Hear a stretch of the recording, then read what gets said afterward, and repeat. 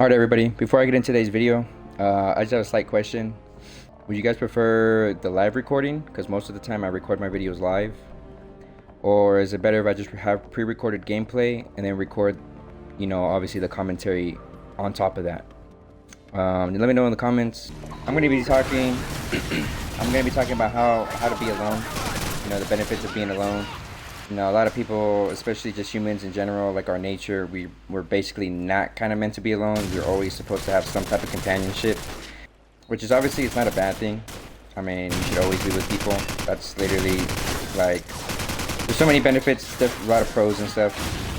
I would say being alone isn't as bad as people think. With that being said, obviously there's pros and cons. There's pros and cons to everything. No matter what you do, there's always a positive and there's always going to be a negative. Unfortunately, that's just the way things are. So first I'm going to start with the pros. The pros of being alone. Obviously, before I get into this, also, disclaimer, I would like to say that this is all based off, my personal experiences, my beliefs. This is going to vary from person to person. I'm just one person who just records their, commentary and just plays COD and goes on about their day and hopefully reaches, hopefully it reaches people and then, helps people out. And if it does, good. And if it doesn't, well, hopefully it does to the next person. But anyways, after the disclaimer is done, the pros. So like I was saying, the pros to being alone, I would say obviously you get your own peace. I'm not gonna lie though, little side comment, people sleep on the regular Desert Eagle. People sleep on the Chrome one. Gold is good, bro, but the Chrome, never go wrong. Also, you're able to find yourself.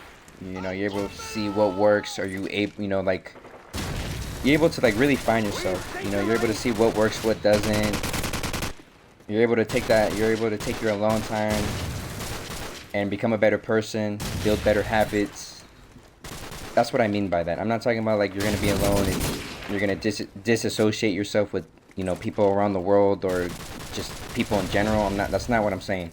I'm saying learn to be alone. It's okay to be alone, but while you're alone, make sure that you're making some type of effort or some type of changes in your life so that when you're ready and you're able to take that branch off and take that step away from being alone, you're able to do it right and you're able to do it correctly, and you're the best version of yourself, not only for yourself but for the people around you. Honestly, I can go on and on and on about how there's so many pros to being alone. But with that being said, there is a lot of cons, a lot of negative things about being alone. You do become, socially, I would say your growth as a person kind of slows down.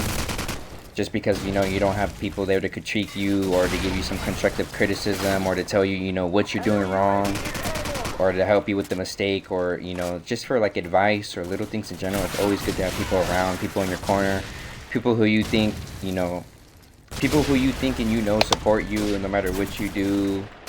Also, I feel like while you're, if you're not really working on it, I mean, I would say, because you can be a social person and, still, be by yourself, be on your lonesome, kind of like a lone wolf.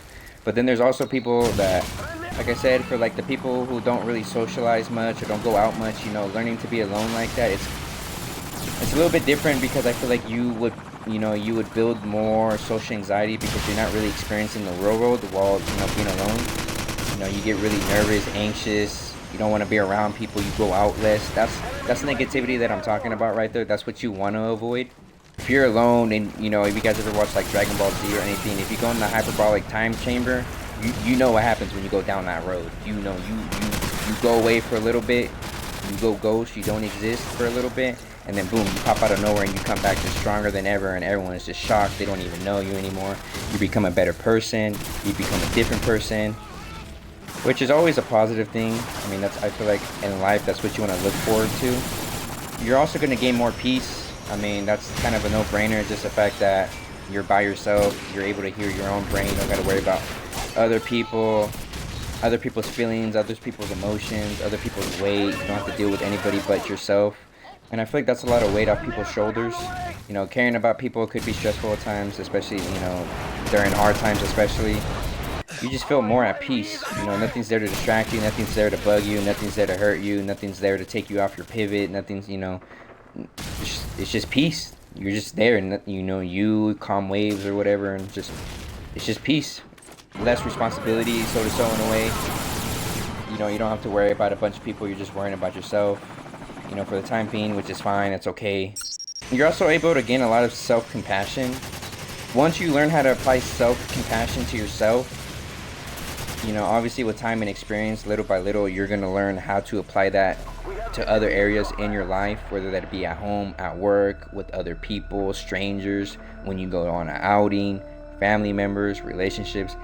There's so many ways you can literally take that one skill and apply it to so many different aspects of your life. And then if you also start practicing gratitude, you literally do the exact same thing with gratitude that you do with self-compassion.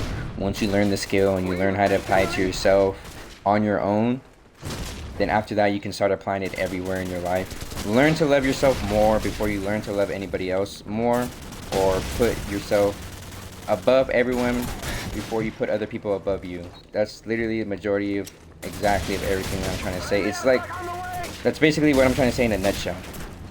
Once you learn how to date yourself, you know, for a while, I'm not saying like, oh, you know, date yourself literally, but I'm saying like you go on these little outings, you do these, what you would do on a date, but you're doing it on your own. You're doing it by yourself. You're enjoying your own quality time, learning to be alone just for a little bit, just while you're able to work on yourself, figure out, you know, your needs and wants, becoming the better version of yourself, you know, putting in that work to make sure that, okay, you know what, I'm the best version I can possibly be. I'm at this step in my life, and then, you know, you take that step and, you know, you go enjoy the experience. In life, you know, we're literally told that, hey, you know, you gotta have this, you know, you gotta have these things done by this age, and you need, you know, you're held to a standard, and that doesn't do anything besides add stress and all types of baggage and all kinds of other useless shit onto your shoulders that's literally not needed while you're at a young age, or even just, you know, at any age in general. I mean, who likes stress, who likes baggage, who likes any of that stuff? Literally nobody does. I don't know though. This is the only thing I like about playing these older Call of Duties in 2025 is, look, I'm on a DLC map, 12 player, and then you got Chris with a bunch of numbers here. It's just his first game. I don't know why he's playing this game like 17 years later or whatever. You know what I'm saying? Enjoy the time alone, you know, while you can. But, you know, before you know, the family hits or the priorities start to, you know, get stacked. Even if you have your priorities in check, I mean, who doesn't enjoy a little alone time? Especially if, you know, they're working on themselves. You know, pick up a book, go to the beach, take yourself out to eat, go to the movies, or, you know, go to the gym, talk to someone, or don't talk to someone. Listen to music, you know, listen to a podcast, you know, do something that you like and enjoy a hobby, or pick up a new hobby that, you know, it's a one-person hobby, or just something you want to do by yourself. Just pick it up and do it. You know, nothing's holding you back, nothing's, you know, no one's telling you can't do it. Honestly, I feel like I've done a lot of rambling right now, a lot of talking. I feel like my topic has kind of just been all over the place. This video's kind of just been all over the place, just in general, I feel like. But nonetheless, you know, I hope you guys leave a comment, tell me what you guys think in the feedback, kind of tell me more or less, you know, you guys agree with me, what's the opinion, you know, what is your guys' standpoint, you know, do you guys think it's better to be alone, to not be alone, you know, take some time off and figure some things out, or you think, you know, you always need help figuring these things out, or, you know, I'm curious to know what everybody has to say in the comments. But with that being said, I think I'm gonna end the video here. I hope everybody enjoyed. Thank you everybody for tuning in. Would not have expected to make this much growth in the last 2 weeks. I appreciate everyone. I literally say it every video. I don't take none of this for granted. I mean, 60 people, you know, family and friends. Like I said, this is a hobby of mine I wanted to do for years. So thank you for everybody that's been tuning in, leaving comments, you know, leaving feedback, likes. And I'll see you guys in the next video. Peace.